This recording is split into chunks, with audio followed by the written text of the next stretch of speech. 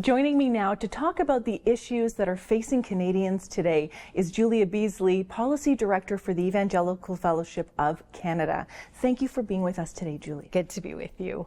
Well, Julia, right now our government is prorogued. So what does that mean for the everyday viewer? So to understand prorogation, it helps to understand what a parliament is. I think I tend to talk about parliament as though it's some kind of a permanent fixture, but a parliament is actually the period of time between general elections, so usually about 5 years, when an elected government governs. And a parliament is divided into sessions. So what prorogation does is end the current session of parliament. It's kind of like hitting the reset button on the parliament. For some Canadians watching right now, if they're wondering what happens to some of the bills or legislations while government is prorogued. So what happens there? Yeah, so when Parliament is prorogued, the House of Commons isn't sitting, the Senate isn't sitting. All unfinished business dies on the order paper. It's terminated. So government bills are what they call entirely terminated. This means that to move ahead, they would have to be reintroduced in the new session as though they never existed. So kind of really starting back at square one. The other thing is committee business all comes to a stop. So committees have effectively disbanded. Now the exception to that, that I think may be on some people's mind, is the Finance Committee's pre-budget study. So that was completed. They finished their report, they had tabled it. So if something has been completed and tabled, there is no real impact from prorogation on that out of committee work. And speaking of the Finance Committee, one of the recommendations that they had been making was that to challenge the charitable license of organizations that are advancing religion or pregnancy care centers that don't offer alternatives such as termination of pregnancy. Can you talk to us a little bit more about those recommendations and this charitable status piece? Why does that matter? Yeah, so every year the Finance Committee, which is made up of MPs from all the major parties, does these pre-budget consultations, and they will hear from all kinds of groups, organizations, associations about what they think should be in the budget. So those particular recommendations in the report were lifted directly from the submission of the BC Humanist Association. Advancement of religion has long been recognized as a charitable purpose in Canada, and this recognition comes from this long-held understanding of the benefit, the public benefit of religion, that religious groups provide a benefit to those who are part of them, to their communities, and to society as a whole.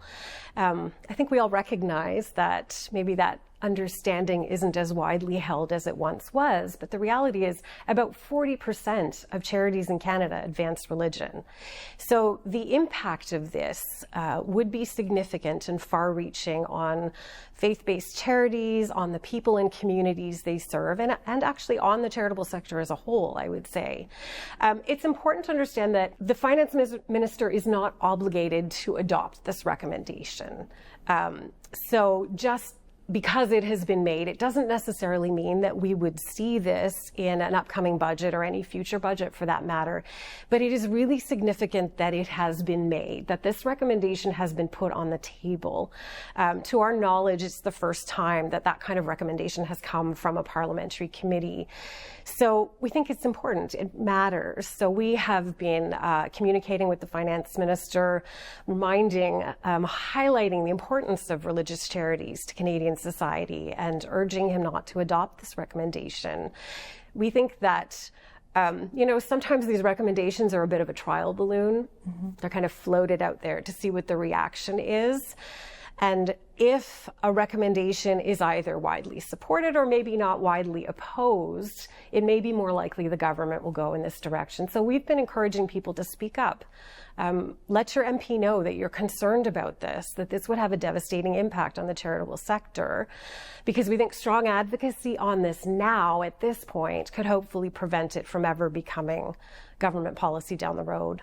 You noted that we need to be tracking with these issues now and contacting our MPs. Where can our viewers go for more information? Because I know the Evangelical Fellowship of Canada is tracking closely with these issues. Yeah, we have information on our website. We can provide, sample letters and kind of talking points to talk about this. I like to think that most members of Parliament are aware of the significant contributions and input of these organizations to their own communities, but we need to be sure that we are raising our voices and speaking out. When we head into an election, which could be soon, when candidates come to your door, whether they're an incumbent or someone brand new, have these conversations. Raise the concern about not going in this direction. These charities matter, right? The impact they have in our communities is so significant, and we want to see them succeed and continue to do the good work they do. Julia, thank you so much for all you do to protect charities across our nation, but as well to educate Canadians on some of the issues that are so dearly important to each of us. Julia, what's your hope for Canada? Oh, wow.